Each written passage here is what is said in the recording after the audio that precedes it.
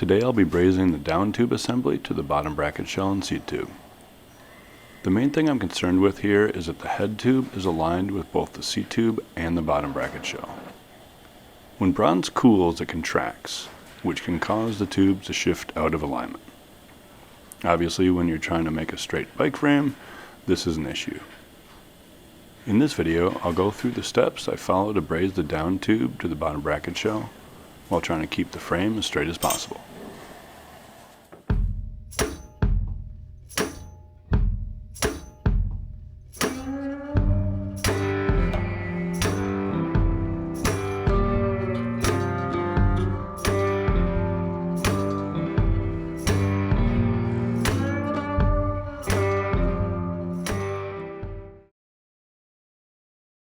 Once again, BikeCAD Pro makes the layout process quick and easy.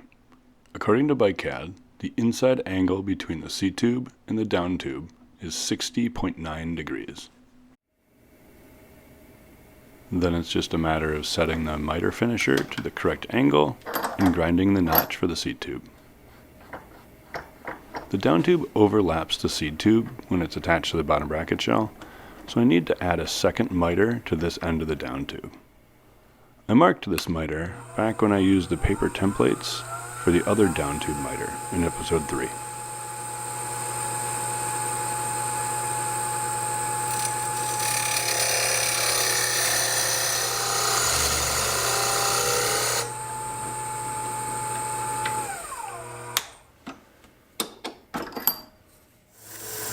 The miter points get rounded to fit the small fillet that's already between the seat tube and the bottom bracket shell.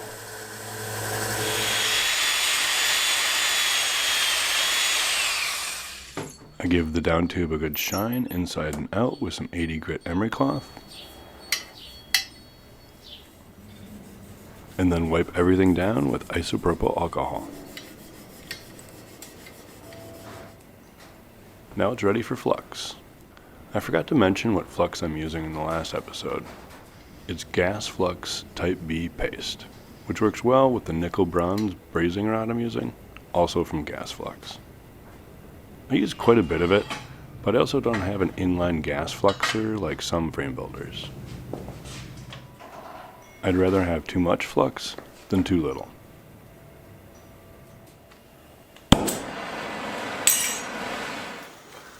Just like with the seat tube, I'm only tacking on the center line, which should help keep things straighter. I'm tacking the joint on the bottom of the down tube first, because it'll pull less than the tack on the top of the down tube. The tighter the angle between the tubes, the more the tack will pull the tube out of alignment when the bronze cools. The angle between the down tube and the bottom bracket shell is close to 180 degrees, and the angle between the down tube and the seat tube is roughly 61. The lower tack should do a good job of holding things in place while I tack the top. I also try to do relatively quick tacks, both top and bottom. Then it gets moved to the park stand, and with a little fresh flux, it's ready for tinning. I'm getting to the point in the process where I really don't want things to go off track. To have to go back a step or two at this point would really suck. First thing I do here is enlarge and spread out both of the tacks. Again, I do the bottom of the down tube first because it won't pull as much as the top tack.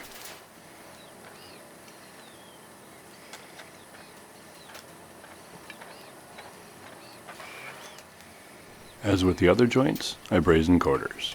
Starting at the bottom tack, I tin halfway down on one side, then halfway down on the other.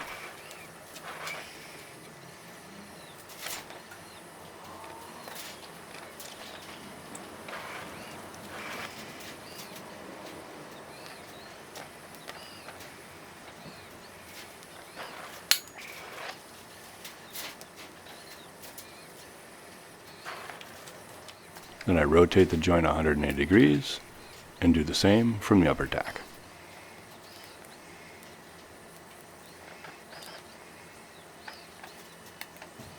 I'd prefer not to do any major cold setting, if any, so it's important to keep things even and aligned as much as possible.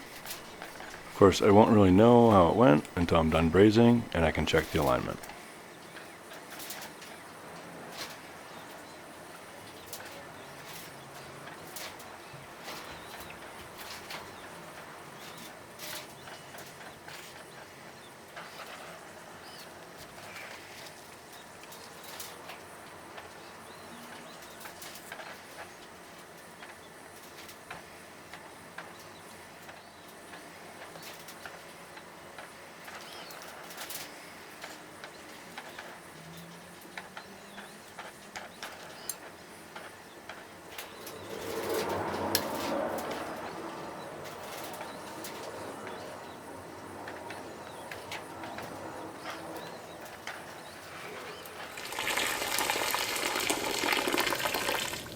About 20 minutes in some steaming hot water will get rid of the flux.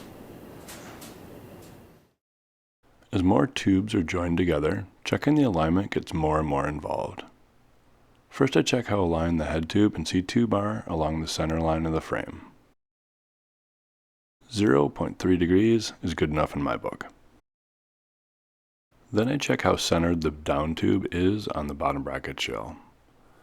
I knew this was a bit off before brazing, and it was the same after. The seat tube notch in the down tube was about 0.6 of a millimeter off center. Fixing it would have required redoing both miters on this end of the down tube, slightly shortening the front center, then readjusting the jig. 2/3 of a millimeter just isn't worth it. Next I used the Paul Brody method to see the relationship between the bottom bracket shell and the head tube. Again, good enough. Lastly, I checked the seat tube angle with respect to the head tube angle. The seat tube should be 8 degrees steeper than the head tube. It was a little bit off, so I had to give it a couple gentle pulls to get it here. You've heard me say good enough quite a few times in this series so far. And the question is, how straight is straight enough? Like I said in the previous episode, I think a bike has to be pretty far out of alignment to have any kind of impact on performance. Personally, I feel a couple tenths of a degree here and a millimeter there isn't going to be noticeable. With every tube, it starts looking more and more like a bike frame, and I get more and more excited to get it built up and take it for a test ride. In the next video, I'll miter both ends of the top tube, then finish tacking and tinning the front triangle. If you haven't watched the other videos in the series, go check them out. If you want to see how the rest of the build goes, hit the like and subscribe buttons so you'll see the next video when it comes out. Thanks for watching, take care, see you next time.